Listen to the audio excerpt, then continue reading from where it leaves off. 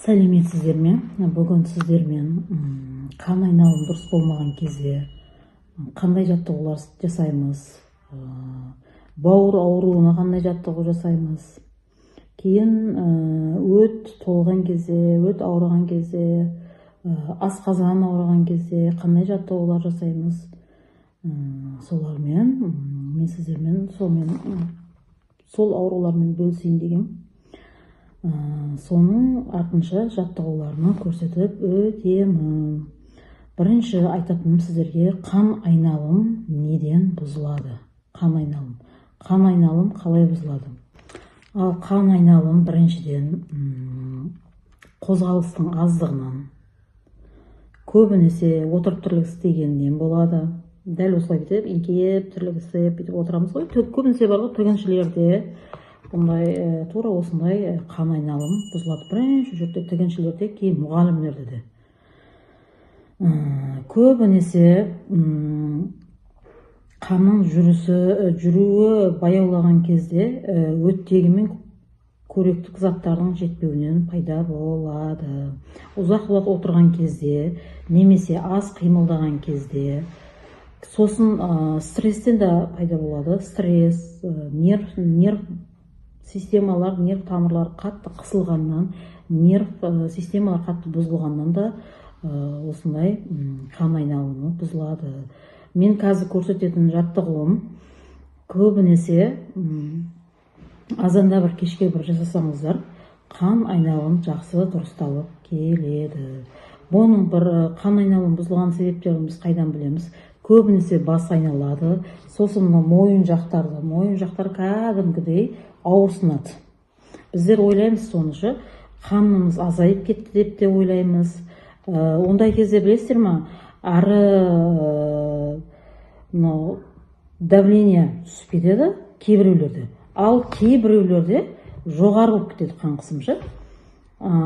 Сондай мысалға мысалға отырдық қой, отырған кезімізде бірден тұрып қалсақ, кәдімгі басымыз айналады.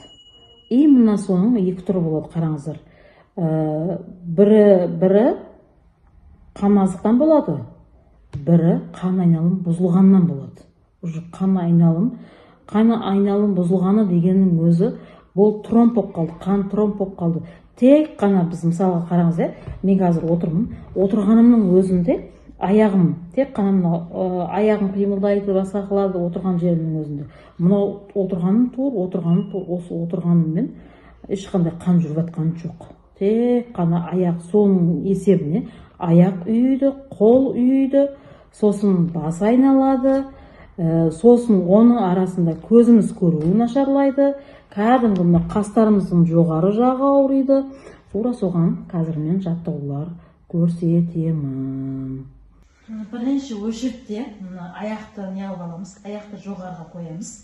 Бірінші өлшепте аяқты жүргізіп алу керек, қан жүргізіп алу керек. Бірінші өлшепте мысалға жаямыз аяқты, тура осылай қан жүргізіп алу керек.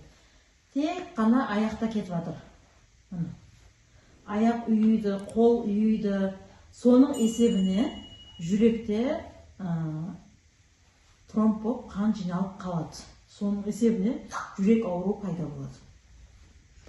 Енді аяқты жоғары көтереміз. Жоғары көтереміз аяқты. 1, 2, 3, 4, 5, 6. Осының несінде міне қолды да көтеру керек. 1, 2, 3, 4. 1, 2, 3, 4. Енді аяқты түсіріп, резкий жібереміз. Аяқты кәдімгідей не аламыз? Резкий жібереміз. Мынау табанды, пол, осы табанда, тек қана аяқтар үйді ғой, балтырлар.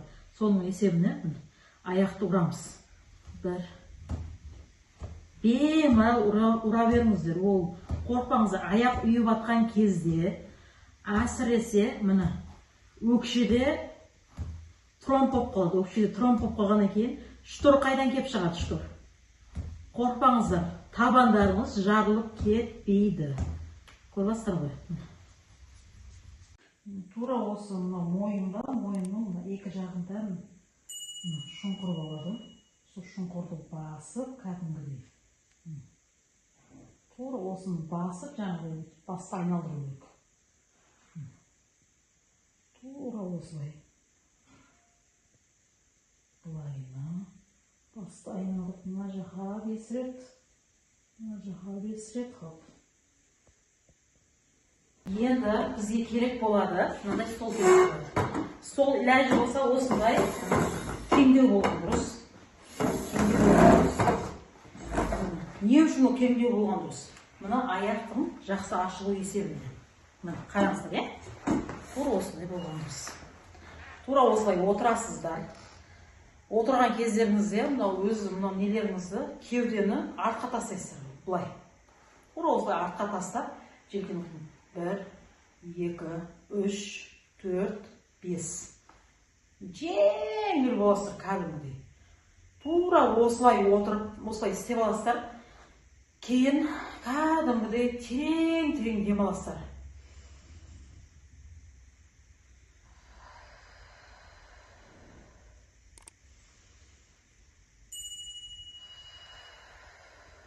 Тура осылай 3 рет жасап аласыздар.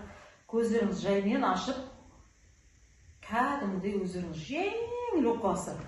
Сосын, мұнау желкен ұстайсыздар. Желкен ұстағанда бар ғой, бұлай. Кәдімгі бұлай тартасыздар, бұлайына. Тура осылай тартып, тағы да артқа қараймыз. 1, 2, 3, 4.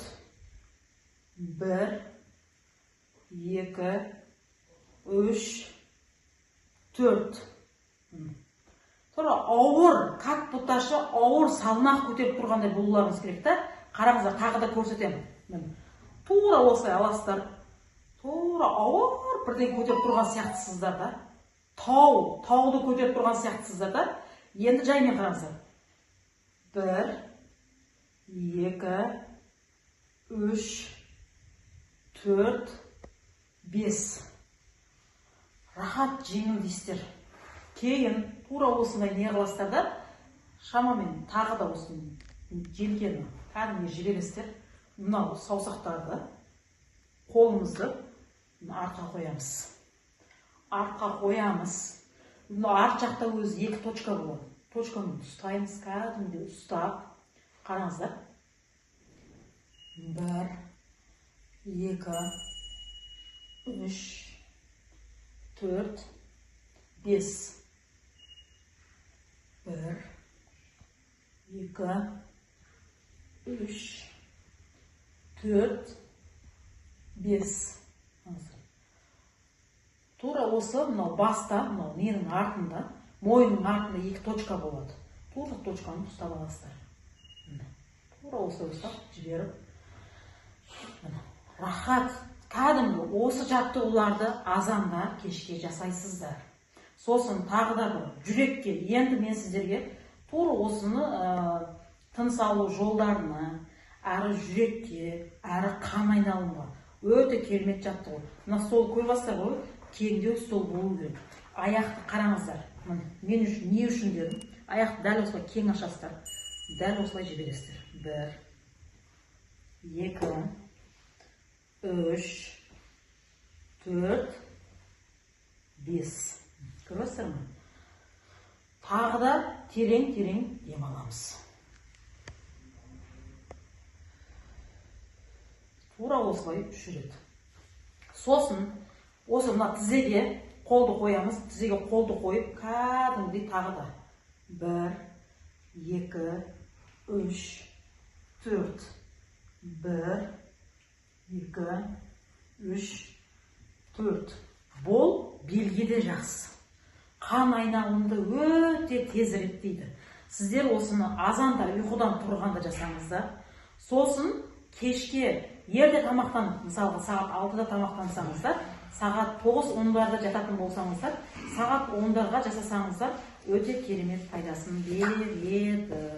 Ал сіздерге менің YouTube арнам ұнаған болса, маған лайк басып тіркеліп кетіңіздер.